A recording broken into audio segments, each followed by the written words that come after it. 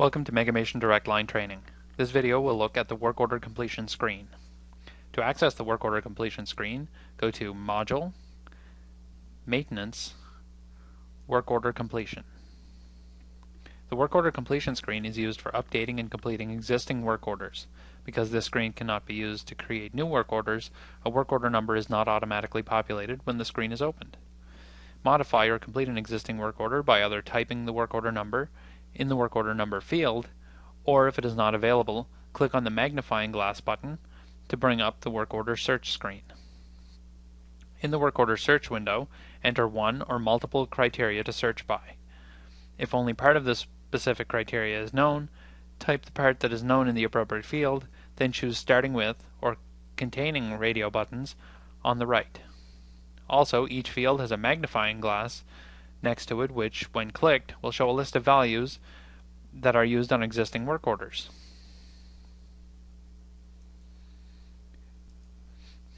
Search for work orders within a date range by entering dates in completion, labor, creation, or due date fields. After filling in the desired criteria, click OK to run the search. Choose the needed work order from the list that comes up by double-clicking on it, or single-clicking and clicking OK. The work order is now ready for editing. Notice when the selected work order comes up that all green fields are already filled in. Status and priority fields are filled in and cannot be changed. To add labor and materials to the work order, select Page 2. The information on page 2 is equipment specific, so if there are multiple pieces of equipment assigned to the work order, labor and materials will be entered for each piece. Switch between equipment by clicking the drop-down menu at the top of the screen and single-clicking on the equipment required. To add labor, choose the trade who will be doing the work by clicking the drop-down and double-click on the required trade in the Available Trades window. If the trade and function had been added to the work planning screen, it will carry over to the work order completion screen. Add the employee number of the person who did the work by typing their employee number in the employee number field, or clicking the drop-down to display the employee selection screen. This screen gives the option to display only the employees designated to the trade selected, show active employees only, or if check marks are removed from both of these selections, it will display a list of all employees in the system.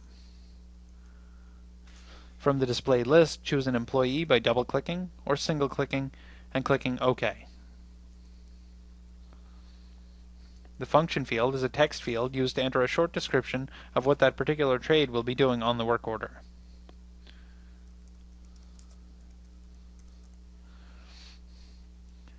Enter the number of hours spent by typing the number of hours at regular time, time and a half, and double time. Add a second employee by tabbing to the end of the line and tab once more to go to the trade field again. Add materials by typing the part number or click on the magnifying glass to search for the required part in inventory. See the inventory module video for instructions on how to use the inventory details search screen. If a part is chosen from inventory, the default warehouse, description, cost will carry over from the inventory details screen. Add the quantity of parts that will be used by typing the number of parts in the quantity field. Once you add the part number, the date field will fill in with today's date.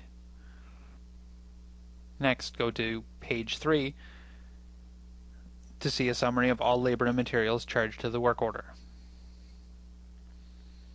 Once all labor and material information has been entered, the work order can be saved and will remain open to be modified and completed at a later time.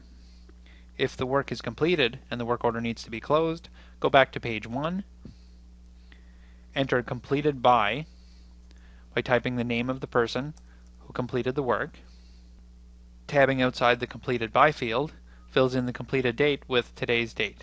Change the completed date by clicking the drop-down and double-clicking the required date from the calendar.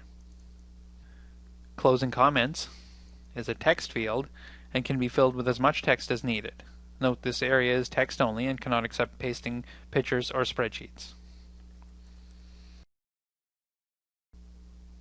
Once completed date and closing comments are filled in, save the work order by clicking the Save icon in the taskbar, or clicking File, Save, or using the Save shortcut key on your keyboard. The work order is now closed and can no longer be modified. The screen is cleared and ready to complete another work order.